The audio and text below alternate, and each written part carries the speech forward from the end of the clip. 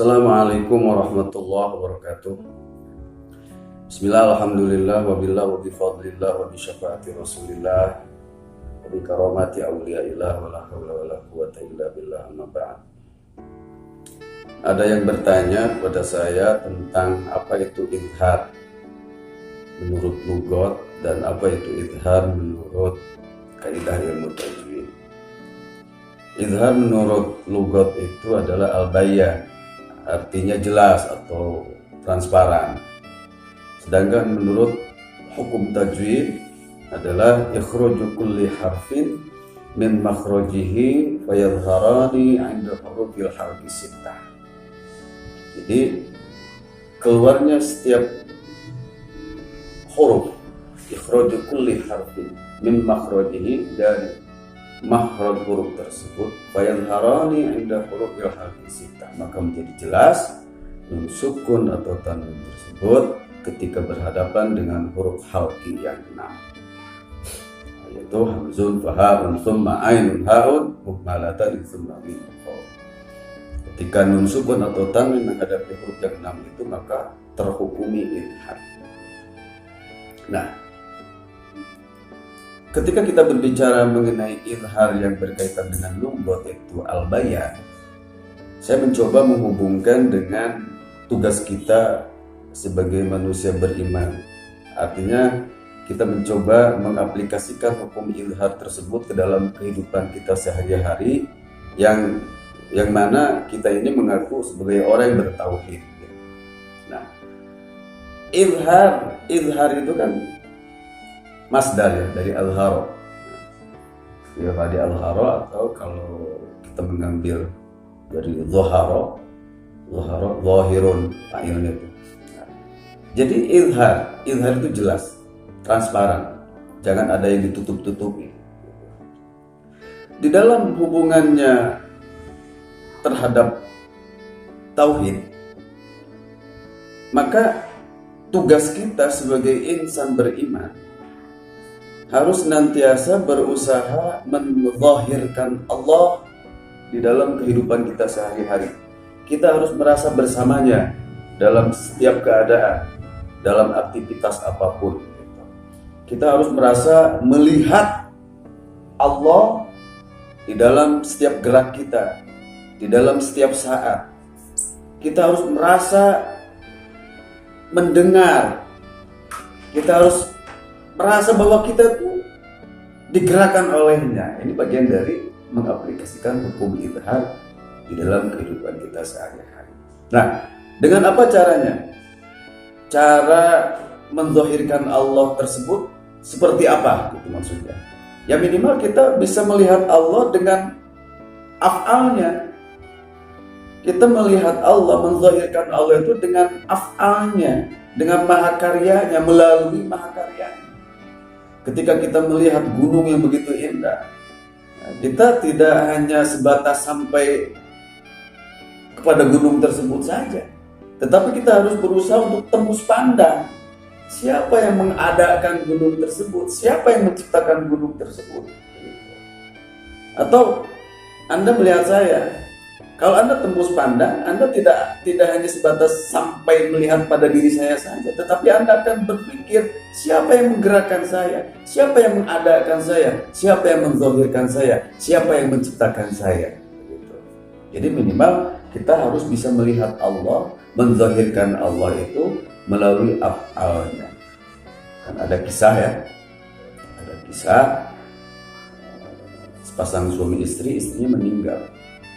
Nah, si istri yang meninggal itu ketika hidupnya dia suka bikin keterampilan, pandai membuat keterampilan, yaitu seperti taplak meja gitu. Nah, namanya misalkan neneng. Nah, kemudian si neneng tersebut meninggal dunia, dan hasil karyanya itu disimpan oleh suaminya di meja, itu taplak meja. Setiap suaminya duduk di kursi menghadapi meja yang di atasnya ada taplak meja, kemudian melihat taplak, si suami tersebut menangis sambil menyebut nama, "Oh nenek." Kata anaknya, "Loh, kok papa kayak orang gila? Itu kan taplak meja, kok disebut si mama?" Kata si suaminya atau si ayahnya tuh, ayah bukan gila, tetapi ayah tembus pandang gitu, melihat si mama dengan karyanya.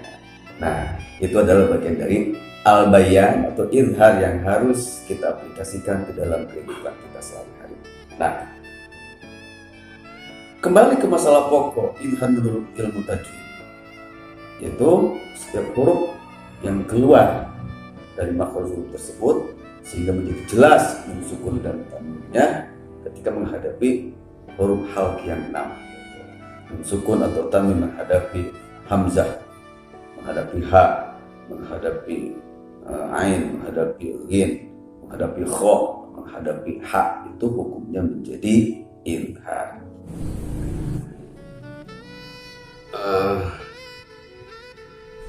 Sekarang saya pakai baju ini karena insya Allah saya akan membaca Al-Quran, karena memang harus adab ya, harus hormat ketika kita membaca Al-Quran. Nah, kembali kepada tadi bahwa izhar itu adalah ikhraju kulli harfin min makhrajihi fa yadharani inda hurufil halqi sittah. Jadi setiap huruf atau setiap nun, sukun atau tanwin bila mana menghadapi huruf halq yang 6 maka terhukumi izhar. Nah, di dalam hukum izhar ini ada satu hal yang menarik menurut saya, yaitu mengenai hukum nun sukun atau tanwin ketika menghadapi hamzah. Hukum nun sukun dan tanwin ketika menghadapi hamzah.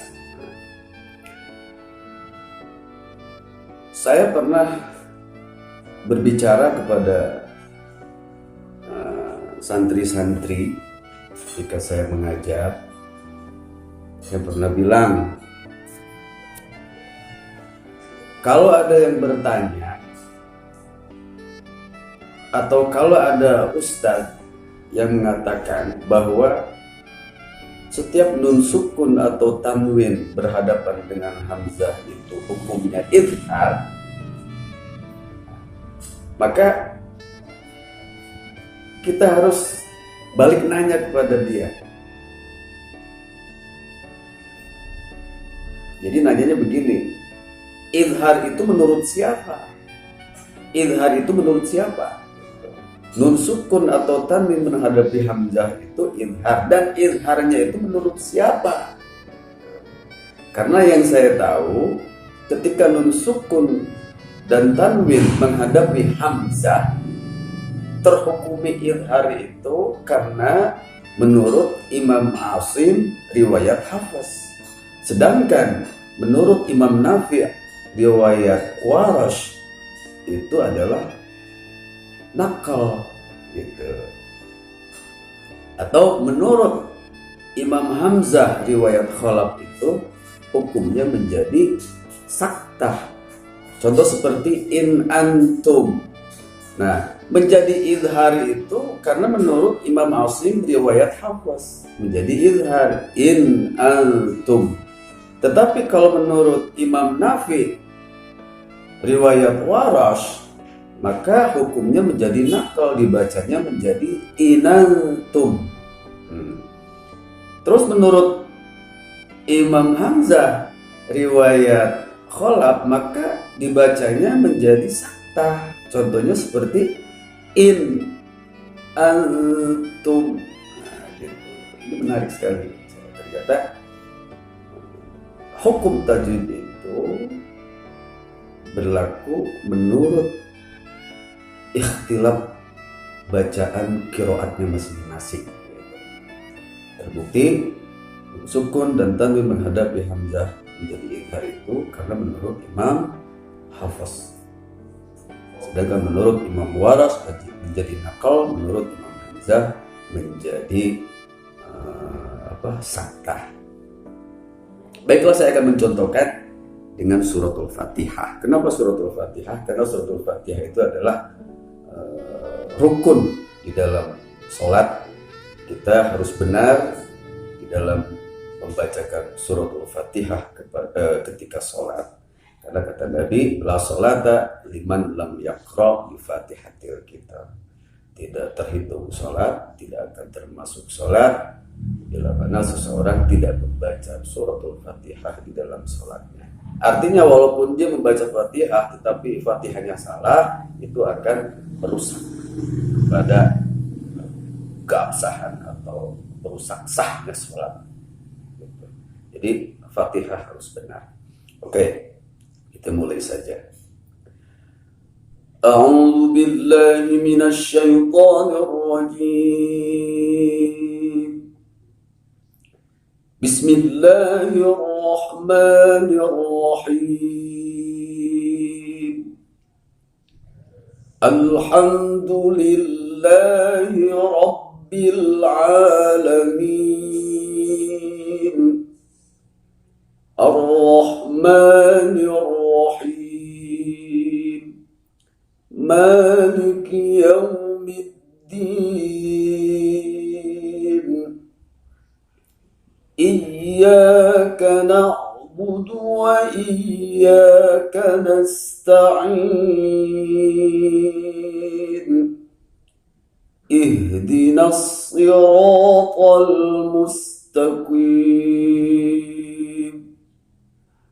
صراط الذين أنعمت عليهم غير المغضوب عليهم ولا الضالين. Sadaqallahul Azim. Tadi dalam ayat an'amta alaihim itu hukumnya izhar.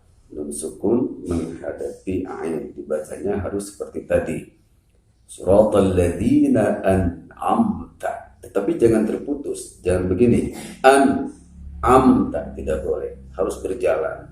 Dan jangan ada pantulan seperti qalqalah, seperti begini an'amta, tidak boleh, tetapi harus jelas an'amta, an'amta alaihim ghairil maghdubi alaihim waladdallin. Nah, gitu. Assalamualaikum warahmatullahi wabarakatuh.